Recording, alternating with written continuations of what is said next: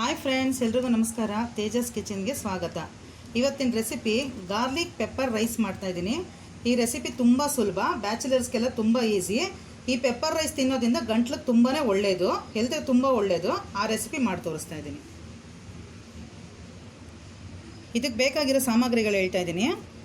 ಕಡಲೆಬೇಳೆ 1 spoon, 2 spoon pepper powder, ಮತ್ತು ಸ್ವಲ್ಪ ಸಾಸಿವೆ, ಉಪ್ಪು, ಬೆಳ್ಳುಳ್ಳಿ ಸ್ವಲ್ಪ ಚೆಚ್ಕೊಂಡಿದ್ದೀನಿ, ಕರಿಬೇವು, ತುಪ್ಪ 4 ಸ್ಪೂನಷ್ಟು. ಫಸ್ಟೇ ಅನ್ನ ರೆಡಿ ಮಾಡಿ ಇಟ್ಕೊಂಬಿಡಿ. ಈಗ ಮಾಡೋದು ತೋರಿಸ್ತೀನಿ. ಫಸ್ಟು ಪ್ಯಾನ್ ಇಕ್ಕಿದ್ದೀನಿ. ಈಗ ತುಪ್ಪ ಹಾಕ್ತಾಯಿದ್ದೀನಿ. ಒಂದು 4 ಸ್ಪೂನಷ್ಟು ತುಪ್ಪ ಹಾಕ್ತೀನಿ.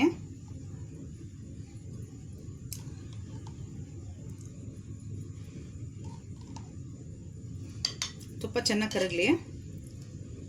ಈಗ ತುಪ್ಪ ಕಾದಿದೆ. ಸಾಸಿವೆ ಹಾಕ್ತಾಯಿದ್ದೀನಿ.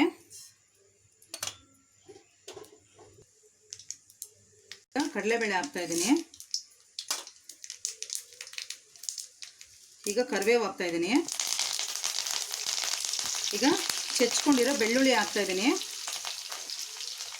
ಬೆಳ್ಳುಳ್ಳಿ ಸ್ವಲ್ಪ ಕೆಂಪು ಫ್ರೈ ಮಾಡ್ಕೊಳ್ಳಿ.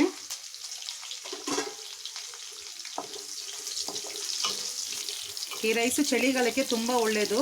ಕೆಮ್ಮು, ನೆಗಡಿ, ಶೀತ ಏನೇನು ಇತ್ತು, ಏನೇ ಪ್ರಾಬ್ಲಮ್ ಇದ್ರು, ಗಂಟ್ಲು ಪ್ರಾಬ್ಲಮ್ ಏನೇ ಇದ್ರೂ ಈ ರೈಸ್ ತಿನ್ನೋದ್ರಿಂದ ತುಂಬ ಒಳ್ಳೆಯದು. ಈಗ ಪೆಪ್ಪರ್ ಪೌಡ್ರ್ ಹಾಕ್ತಾಯಿದ್ದೀನಿ. ಉರಿ ಕಮ್ಮಿ ಇಟ್ಕೊಂಡು ಮಾಡ್ಕೊಳ್ಳಿ. ತುಂಬ ಟೇಸ್ಟ್ ಆಗಿರುತ್ತೆ. ಒಂದ್ಸಲ ಟ್ರೈ ಮಾಡಿ ನೋಡಿ. ಬಿಸಿ ಇರುವಾಗಲೇ ತಿನ್ಕೊಳ್ಳಿ. ಈಗ ಉಪ್ಪು ಹಾಕ್ತಾಯಿದ್ದೀನಿ. ಉಪ್ಪು ಸ್ವಲ್ಪ ನೋಡ್ಕೊಂಡು ಹಾಕ್ಕೊಳ್ಳಿ, ಜಾಸ್ತಿ ಹಾಕೋಕ್ಕೆ ಹೋಗಬೇಡಿ.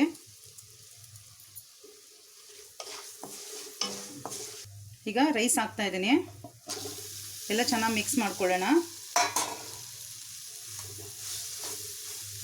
ಈಗ ರೆಡಿ ಆಗಿದೆ. ಇದೊಂದು ಬೌಲಿಗೆ ತೆಕ್ಕೊಳ್ಳೋಣ. ಈ ರೆಸಿಪಿ ನಿಮ್ಗೆ ಇಷ್ಟ ಆಗಿದೆ, ಪ್ಲೀಸ್ ಲೈಕ್ ಮಾಡಿ, ಶೇರ್ ಮಾಡಿ, ಸಬ್ಸ್ಕ್ರೈಬ್ ಮಾಡಿ. Thank you.